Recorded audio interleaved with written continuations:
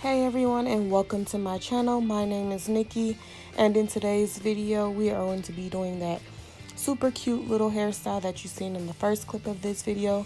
This hairstyle isn't really more than a hairstyle that will last for like 1 or 2 days. What you've seen in the beginning of this, I was just showing my kids. It was the 4th of July, so I just wanted to show my kids little outfits. My son's shoes, those are from Zara. His shorts are from Gap, and his shirt is from Target. My daughter's whole outfit was from Target that day. The dress and a little hat was super cute. She wore, what shoes did she wear with that? Oh, some little sandals from Cotton On. I didn't get a chance to get her sandals, but they were the same color as my son's sandals. And anyway, we are jumping right into the video. If you are not subscribed already, go ahead and hit that subscribe button. It's the big red button in the right hand corner of the screen. Go ahead and hit that for me and join my family. We are slowly but surely growing. And yes, so just hit that button, leave a comment, hit the notification bell so that you can know when I upload. And yeah, here we are, we're getting straight into it. So for this style, like I said, this is a style that will last for like 1 or 2 days depending on how you tie it down or whatnot. Her hair was not freshly washed right before this video because I just took down another style last night, and I'm just going to redo this style on this old hair. Hair does not have to be washed every single day. No, it does not. I don't recommend it. I prefer to let the hair get just a little bit, worked up with oils and products before you just wash it and strip it clean of everything. So yeah, I'm using old hair, and we're gonna just part it down the middle and then do this first section like you see me doing here. And for this style, we did start from the front to the back because I will be connecting the ponytails. So you want to start from the front to the back and not from the back to the front. Otherwise, your poofs are going to end up at the top of her head. In which case, that's not a bad thing if that's what you want. But because she's wearing a hat today, I wanted her hair to be very flat on her head and all of it to end up in the back of the head. So I am starting from the front and working my way down to the back.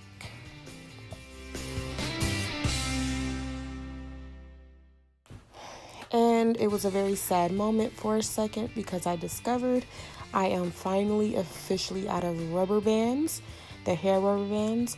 So I have to resort to elastics, the hair elastic ties.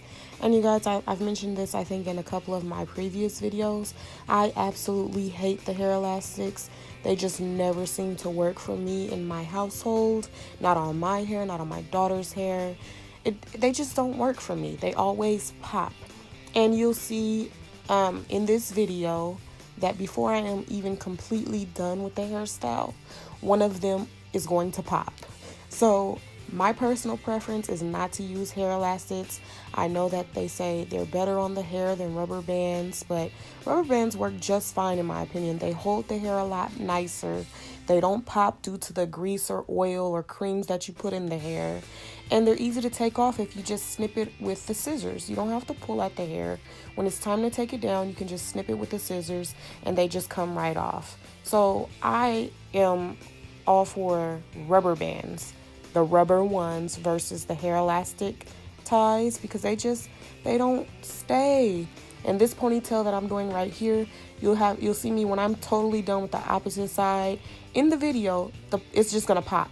It's just gonna pop, just randomly pop. Maybe that's just me. Maybe I tie it too many times around. I don't know, but yeah, it's just gonna pop.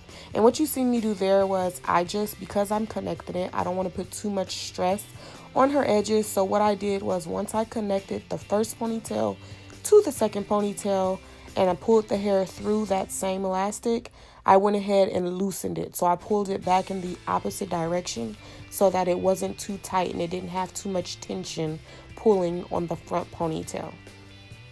Hopefully that makes sense. I did put it in slow-mo, so if you need to go back one more time to see what it is I did, go ahead and rewind it a little bit so you can fully understand what it is that I did.